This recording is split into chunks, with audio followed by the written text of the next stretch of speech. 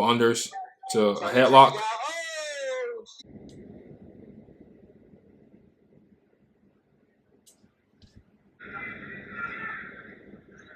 We've got 1 minute to go.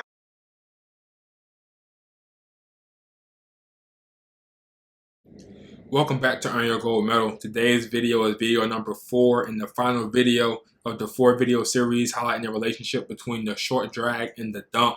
Today I'm going to be going over the short drag lat whip, which is a wrestling throw, which you haven't seen many wrestlers do, I guarantee, but it's actually a really good throw to know. And the wrestler we're going to be going over in the first 2 clips is Johnni DiJulius.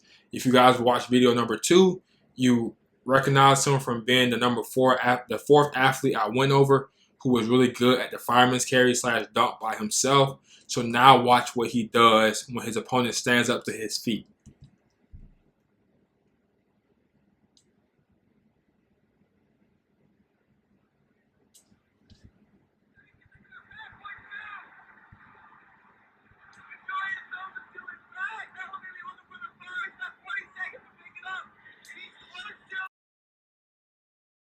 So this is Johnni DiJulius versus Jimmy Gulabon of Penn State. Jimmy Gulabon went on to place 5th at National and All-American the next weekend after the Big Ten Championships. He's a 4-time Pennsylvania state champ. So this is a very good wrestler that he's doing this against. So as you can see, the reason I call it the sucker drag or short drag lat whip is because he's in the sucker drag position, right? His right hand is grabbing the opposite arm's tricep, and his left hand, or same side hand, is reaching around to the opposite lat and grabbing the lat, and his head is stuck in the headlock. So it's the same as that position as a sucker drag, but they're standing up to their feet. And he's gonna finish it like it's a lat drop. So he's gonna step his feet in and finish it like a throw. He ended up winning this match.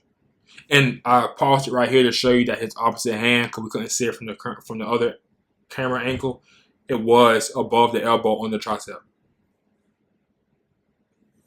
He won this match 8-3, which means I'm not sure in 2015 was the first year they ended up doing the 4-point near fall. So either it was tied 3-3 before he did this, and this is the end of the 3rd period, or he was down 3-2. This is another example. As you can see, he tried to go for the dump first.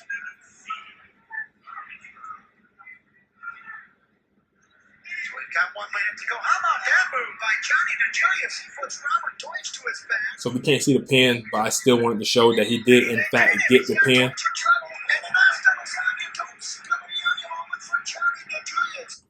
So he shoots a dump. Right, so more of that chain wrestling. And with the last video number 3, we saw all the guys shoot a dump and go straight to a short drag. Well, he does the same thing, but not exactly the same. So as you can see, he has tricep control. Similar to Carson Karchler, he keeps this position from a 2-on-1 position, which is similar to a Russian, but the hand on the wrist is an overhand grip, not an underhand grip. He switches, as you can see right here, reaches around opposite lat. Now, this is Josh Kindig, I don't know how to pronounce his last name, versus Joe Colon. Joe Colon ends up being a world bronze medalist the following year in freestyle.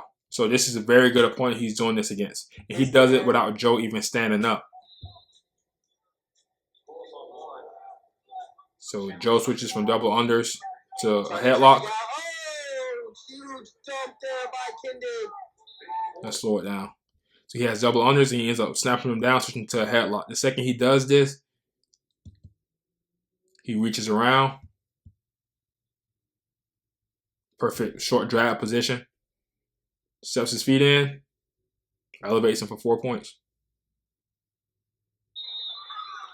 For the last example, we're going to look at Duncan from Illinois. He gets it from a Russian position. So a lot of you guys, if you guys like Russians, if your head gets low, your opponent may get you in the front headlock. So this is another way to set up this move. I sped it up just to want to take too long. He did end up putting him on his back. but he didn't get the pin. So he gets a Russian. The opponent goes headlock, which happens a lot when they can't push your head away.